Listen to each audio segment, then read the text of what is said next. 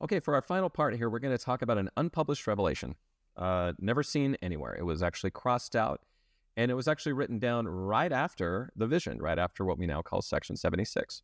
So that means that it is only found in Revelation Book 2. It is in the handwriting of Frederick G. Williams, and it is crossed out in a big old way right before any publication occurs. So you're not going to see this anywhere else. This is the only one you get. So again, for that reason, it's going to be pretty brief. You're not going to see this anywhere. So circumstantially to this, the text itself only gives us this: Hiram, Portage County, Ohio, February 27th, 1832. Time and place. That's all you get. The historical introduction from the Joseph Smith Papers says, the index to Revelation Book 2 identifies the subject of this 27 February 1832 revelation, presented in the revelation only as Lincoln Haskins, or Haskins maybe, who lived in the far western tip of New York in the vicinity of Westfield and Portland, Chattahoochee County. I think that's how you say that. Earlier in February 1832, Haskins traveled to Kirtland, Ohio, where he was baptized. He also went to Hiram, Ohio, and met Joseph Smith and Sidney Rigdon. This revelation directed that Haskins be ordained and supplied with copies of revelations with which to undertake a proselytizing mission.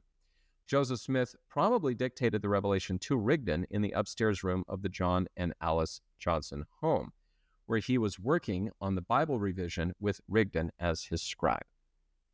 That's all you get. Now, what are the contents of it? It's really short. I'm just going to read it to you. Here is an unpublished revelation from Joseph Smith. Behold, thus saith the Lord unto you, my servants, that I have chosen Lincoln Haskins to be a servant unto me. Wherefore, verily I say unto you, let him be ordained and receive the articles and covenants which I have given unto you, and some of the commandments, that he may go forth and proclaim my gospel whithersoever I will send him in the congregations of the wicked. And inasmuch as he is faithful, I will prosper him, even so. Amen.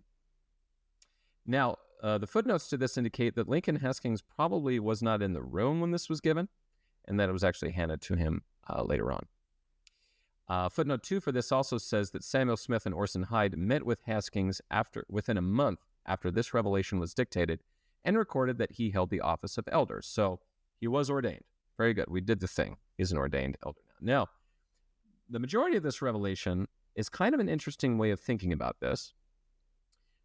This is something literal. So footnote 4 to this says, the Articles and Covenants are the church's foundational document, whereas the commandments are revelatory texts that give direction or require obedience. Although church leaders were in the process of publishing Joseph Smith's revelations at this point, no authorized copies were yet in print. Church elders often made their own copies to inform their proselytizing message and their administration of local groups of converts. Therefore, Lincoln was handed a copy of the Articles and Covenants for his mission and ordination. Now, if you think about it, modern missionaries like, hey, I'm serving a mission. And somebody, gives them a gift, a copy of the scriptures. And there they go. So we kind of do this same thing today. But at the time, what it would be is when he says in the Revelation, let him be ordained and receive the Articles and Covenants which I've given, and some of the commandments, that he may go forth and proclaim the gospel. My assumption is that he's probably going to take with him a Bible, maybe a Book of Mormon. And then they said specifically, I want him to have a copy of the Articles and Covenants. So they probably wrote down, copied down another copy.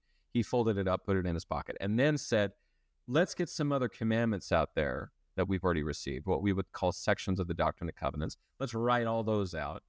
Let's fold that up, put it in my pocket, and I'll take that on my mission. That's what it is.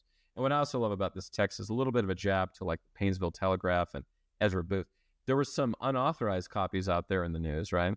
From the Painesville Telegraph. Ezra Booth, Sidman Schreider were actually putting these out without permission, which today you could kind of sue somebody for copyright infringement. But at the time, that was all that they had. So they made their own copies, kept them within, and then went out and preached. And that's all I got for this part. So very, very brief. But there you go, a revelation you've never seen before, basically a mission call. And some in the church would say that mission calls currently, even though it is a form letter, to be very honest, would be considered a revelation to that elder. and or sister, excuse me. And I can't say I disagree with that. It's very much the same thing. You're hereby called to serve in some on a mission.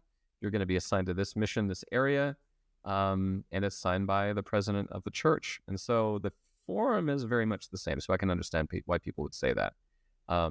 Patriarchal blessings are very different. Those are official scriptural documents of the church that are held in the archives of the church that are meant for individual people, but those are given through patriarchs instead of through some prophet, president of the high priesthood sort of character. So that's it. Short part.